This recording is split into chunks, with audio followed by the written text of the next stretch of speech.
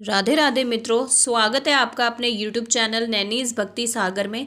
आज की इस वीडियो में मैं आपको बताऊंगी मित्रों कि कार्तिक पूर्णिमा कब है, क्या शुभ मुहूर्त है, कैसे इसकी पूजा विधि है और इसकी व्रत कथा क्या है। तो चलिए मित्रों, वीडियो शुरू करते हैं। कार्तिक महीना भगवान विष्णु को सबसे प्रिय माना जाता है। ऐसे में जो लोग कार्तिक पूर्णिमा के दिन स्नान और दान करते हैं उन्हें पूरे महीने की गई पूजा के बराबर पुण्य मिलता है। कार्तिक पूर्णिमा को देव दीपावली के नाम से भी जाना जाता है। कार्तिक पूर्णिमा को त्रिपुर पूर्णिमा भी कहते हैं। ऐसी मान्यता है कि इस दिन भगवान शिव ने त्रिपुरासुर का वध किया था। इसके बाद से देवताओं ने प्रसन्न होकर काशी में सैकड़ों दिए जलाए थे।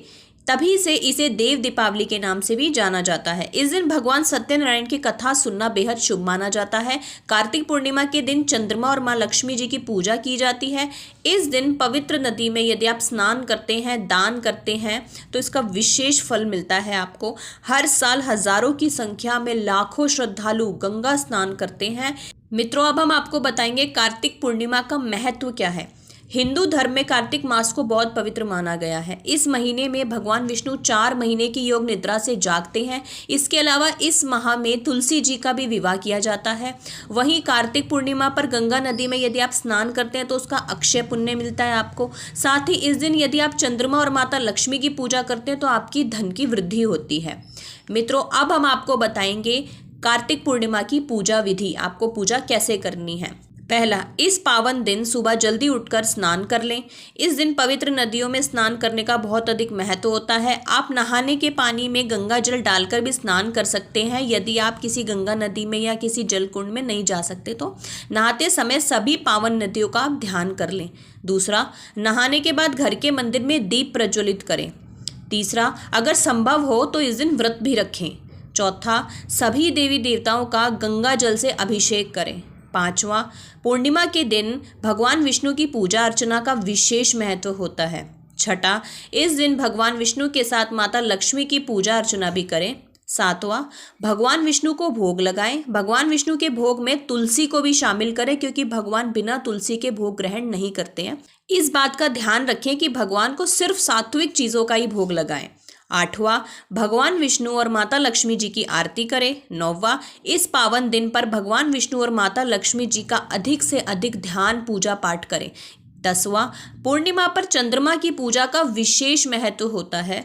11वां, चंद्रोदय होने के बाद रात्रि में चंद्रमा की पूजा अवश्य करें। 12वां, चंद्रमा को अर्घ्य देने से आपके जितने भी मानसिक दोष है ना वह समाप्त हो जाते हैं। 13वां, इस दिन जरूरतमंद, गरीब, असहाय लोगों की मदद अवश्य करिए क्योंकि भगवान ऐसे लोगों से बहुत प्रसन्न होते हैं जो दूसरों की मदद करते हैं। 14वां, अगर आपके घर के आसपास गाय हैं तो गाय को भोजन जरूर करवाएं। गाय को भोजन कराने से कई तरह के दोषों से मुक्ति मिलती है और वैसे भी हमारे हिंदू धर्म में मान्यता है कि सुबह की पहली रोटी गाय को ही दी जाती है। आइए मित्रों, अब हम आपको बताएंगे कार्तिक पूर्णिमा की कथा, जिसको सुनने मात्र से ही आपके सभी रोग, कष्ट, व्याधि और धन की कमी समाप्त हो जाती है। बोलो विष्णु भगवान की जय, लक्ष्मी माता की जय। पौराणिक कथा के मुताबिक तारकासुर नाम का एक राक्षस था। उसके 3 पुत्र थे, तारकक्ष, कमलाक्ष और विद्युन्माली। भगवान शिव के बड़े पुत्र कार्तिकेय ने तारकासुर का वध किया था। अपने पिता की हत्या की खबर सुन तीनों पुत्र बहुत दुखी हुए। तीनों ने मिलकर ब्रह्मा जी से वरदान मांगने के लिए घोर तपस्या की।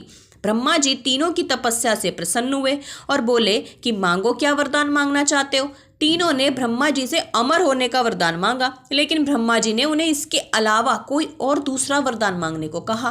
तीनों ने मिलकर फिर सोचा और इस बार ब्रह्मा जी से 3 अलग नगरों का निर्माण करवाने के लिए कहा, जिसमें सभी बैठकर सारी पृथ्वी और आकाश में घूमा जा सके। 1000 साल बाद जब हम मिलें और हम तीनों के नगर मिलकर एक हो जाएं और जो देवता तीनों नगरों को एक ही बाण से नष्ट करने की क्षमता रखता हो वही हमारी मृत्यु का कारण हो। ब्रह्मा जी ने उन्हें यह वरदान दे दिया। तीनों वरदान पाकर बहुत खुश हुए। ब्रह्मा जी के कहने पर मय दानव ने उनके लिए 3 नगरों का निर्माण किया। तारकाक्ष के लिए सोने का, कमला के लिए चांदी का और विद्युन्माली के लिए लोहे का नगर बनाया गया। तीनों ने मिलकर तीनों लोकों पर अधिकार जमा लिया। इंद्र देवता इन तीनों राक्षसों से भयभीत हो गए और भगवान शंकर की शरण में गए। इंद्र की बात सुनकर भगवान शिव ने इन दानवों को नाश करने के लिए एक दिव्य रथ का निर्माण किया। इस दिव्य रथ की हर एक चीज देवताओं से बनी। चंद्रमा और सूर्य से पहिए बने, इंद्र, वरुण, यम और कुबेर रथ के 4 घोड़े बने, हिमालय धनुष बने और शेषनाग प्रत्यंचा बने। भगवान शिव खुद बाण बने और बाण की नोक बने अग्निदेव। इस दिव्य रथ पर सवार हुए खुद भगवान शिव। भगवानों से बने इस रथ और तीनों भाइयों के बीच भयंकर युद्ध हुआ। जैसे ही ये तीनों रथ एक सीध में आए, भगवान शिव ने बाण छोड़ तीनों का नाश कर दिया। इसी वध के बाद भगवान शिव को त्रिपुरारी कहा जाने लगा। यह वध कार्तिक मास की पूर्णिमा को हुआ, इसीलिए इस दिन को त्रिपुरी पूर्णिमा के नाम से भी जाना जाता है। तो मित्रों, यह थी कार्तिक पूर्णिमा की संपूर्ण जानकारी। यदि आपको मेरी ये वीडियो पसंद आई हो तो इस वीडियो को लाइक करें, कमेंट करें, शेयर करें अपने सगे संबंधियों के साथ और हमारे इस चैनल को सब्सक्राइब करें। जय श्री हरि विष्णु। राधे राधे। सनातन धर्म की जय, हिंदू धर्म की जय।